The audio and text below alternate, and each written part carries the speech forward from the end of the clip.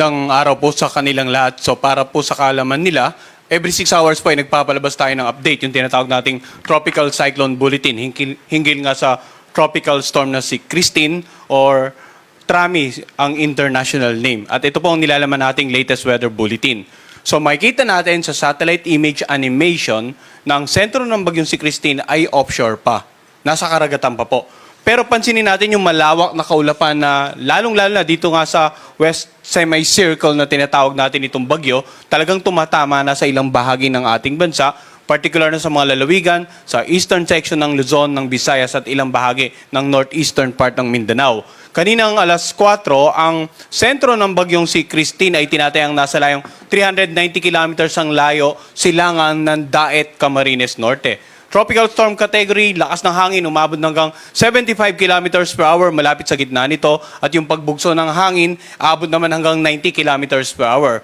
Sa ngayon, kumikilos sa direksyong west-northwestward naman sa bilis na 15 kilometers per hour. At bagamat malayo pa yung sentro nito, mayroon na po tayong nakataas na tropical cyclone wind signal sa ilang bahagi nga ng ating bansa.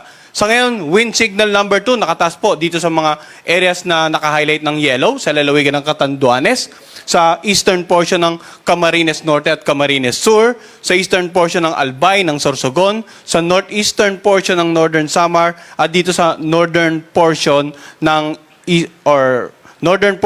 Eastern Samar. So ito pong mga lugar na ito makakaranas ng masungit na panahon. Maalon hanggang sa napakaalong karagatan. Pag sinabi nating masungit na panahon, mga pag-ulan na pwedeng magdulot ng mga pagbaha, lalong-lalo na sa low-lying areas, pagguho ng lupa sa mga areas na malapit sa paanan ng bundok, lalong-lalo na kung ilang araw na pong nag-uulan sa mga nabanggit nating lugar. At the same time, yung mga bahaging karagatan, maalon hanggang sa napakalon, bukod pa sa malalakas na hangin na pwedeng makapagpatumba ng iba't ibang uri ng halaman, makasira ng mga ilang istruktura, lalong-lalo na yung mga bahay na gawa sa mga magagaan na bagay, yung mga nipa at sa mga kanayunan, ay maaring masira po dala ng malakas na hangin na dulot nga ng bagyong si Christine. Samantala, yung mga lugar na naka-highlight ng light blue, warning signal number 1 naman po ang nakataas. Dito sa may bandang Ilocos Norte, Ilocos Sur, La Union, Pangasinan, sa Apayao, Kalinga, Abra, Mountain Province, Ifugao, Benguet, Cagayan kasama nga yung Babuyan Island, dito rin sa lalawigan ng Isabela, Quirino, Nueva Vizcaya, Aurora, Nueva Ecija at Tarlac. Warning signal number 1 din sa Zambales, Bataan, Pampanga, Bulacan, dito sa Metro Manila, ganun din sa Cavite, Laguna, Batangas, Rizal, sa Quezon kasama nga ang Pulilo Island, Occidental Mindoro kasama ang Lubang Island, Oriental Mindoro, sa Masbate kasama ang Ticao Island at Burias Island, Marinduque, Romblon. So, meron din tayong warning signal number 1 sa natitirang bahagi ng Camarines Norte, natitirang bahagi ng Camarines Sur, natitirang bahagi ng Albay at ng Sorsogon, dito nga sa natitirang bahagi ng Eastern Samar at ng Northern Samar, sa lalawigan ng Samar, sa Leyte, Biliran, Southern Leyte, Dinagat Island, Surigao del Norte, kasamang Siargao, Bukas Grande Group. Yung mga lugar naman na may warning signal number 1, posibleng makaranas ng mga pag-ulan at paminsan-minsang pagbugso ng hangin na may katamtaman hanggang sa maalong mga karagatan. So maaaring madagdagan pa yung mga lugar na may warning signal number 2 habang papalapit po ang bagyong si Christine sa ating bansa. Kaya tayo po dito sa Pag-asa, every 6 hours ay magpapalabas ng latest update hinggil nga sa bagyong si Christine. So ano nga ba inaasahan natin?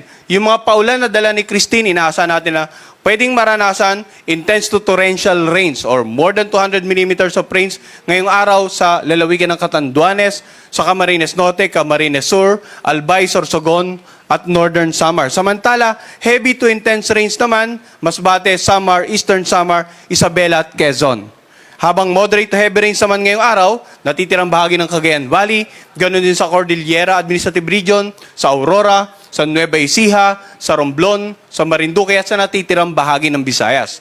Then habang lumalapit ngayong bagyo, bukas naman inaasahan natin intense to torrential rains or more than 200 millimeters of rains sa lalawigan ng Cagayan, Isabela, Apayao at Ilocos Norte. Heavy to intense naman sa natitirang bahagi ng Cordillera Administrative Region, natitirang bahagi ng Cagayan Valley, sa natitirang bahagi ng Ilocos Region at sa Central Zone.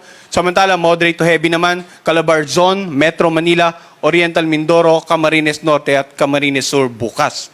Sa darating naman na Webes, bagamat wala tayong inaasahan na intense to torrential rains, may inaasahan po tayong heavy to intense rains sa Ilocos Region, Cordillera Administrative Region, Zambales at Bataan, habang moderate to heavy rains naman sa natitirang bahagi ng Central Luzon, sa lalawigan ng Cavite, Laguna, Rizal, sa Metro Manila at Oriental Mindoro.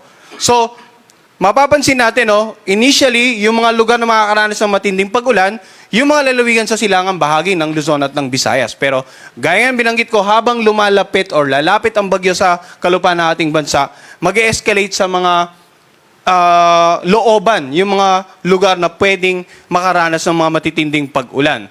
Kaya, yun pa rin yung paalala natin, yung mga pag-ulan, pwedeng magdulot ng mga pagbaha sa low-lying areas. Pwedeng magdulot ng pagbaha sa mga areas na malapit sa ilog, lalo na kung aapaw yung mga water levels na nabanggit nating ilog. At pwede rin magdulot ng pagguho ng lupa sa mga lugar na malapit po sa paanan ng mundo. Pinapayaw natin yung mga kababayan natin na maging alerto. Patuloy na makapag-ugnayan sa kanilang local government at saka local DR officials para sa mga disaster preparedness and mitigation measures. Samantala, pag-usapan natin yung lakas naman ng hangin.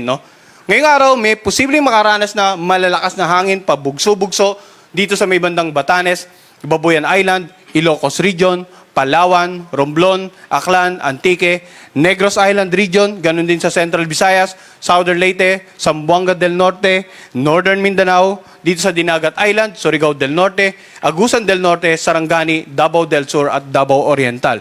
So mapapansin natin, hindi lamang po yung mga lugar na may warning signal ang posibleng makaranas ng pagbugso ng hangin, kundi maging itong mga lalawigan na nabanggit natin ngayong araw, bukas naman, Mimaropa, Visayas at Mindanao. Mga lugar na outside the warning signals itong binababanggit natin. At sa darating naman na Huwebes, sa Mimaropa, sa buong Bicol Region at sa buong Visayas, sa Basilan, Sulu, Tawi-Tawi, Zamboanga del Norte, Lanao del Sur, Northern Mindanao, ganun din sa Dinagat Island, Surigao del Norte, Davao del Sur at sa Davao Oriental. So itong mga pagbugso ng hangin, gaya nga na nabanggit natin, pwede rin makasira ng mga ilang istruktura, makapagpatumba ng mga pananim, ilang uri ng mga pananim. At dun sa mga lugar na may warning signal, pwede makapagpatumba po ito ng mga poste ng kuryente. Kaya mag-iingat po yung mga kababayan natin. As much as possible, manatili sa loob ng bahay habang nananalasa or bago pa manalasa, habang nananalasa at kapag kalalagpas pa lang po yung epekto ng bagyo sa kanilang lugar.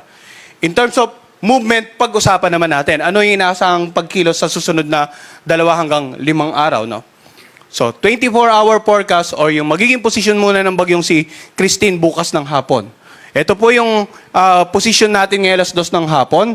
At bukas ng hapon, inaasahan natin nasa may bandang 180 kilometers silangan ng Kasiguran, Aurora ang tinatayang sentro ng bagyong si Christine. Samantala, sa darating naman na Huwebes ng hapon, inaasahan natin na posibleng natawid na nito ang kalupaan ng Northern Luzon area at halos nandito na siya sa coastal waters ng Bulinaw, Pangasinan. Sa darating naman na Biyernes ng hapon, posibleng halos malapit na siya sa northwestern boundary ng ating area of responsibility. At sa darating naman na Sabado ng hapon, ay posibleng tuloy na itong nakalabas ng ating Philippine Area of Responsibility.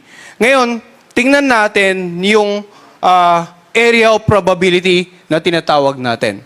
So, ang sentro ng bagyong si Christine pwedeng kumilos along the center track or we're not ruling out the possibility na pwedeng bahagyang pakanluran, pahilaga, or patimog ang maging actual na pagkilos. Kaya po, yung mga lalawigan ng Cagayan, ng Isabela, ng Aurora, ng Quezon, dapat maganda sa possible landfall scenario. At yung buong Luzon, actually, dapat naman maghanda sa posibleng epekto nitong bagyong si Christine. Ngayon, in terms of coastal water condition, dahil nga sa inaasahan natin na paparating itong bagyo si Christine, posibleng umabot pa sa tropical storm or kung titingnan natin dito ay severe tropical storm category.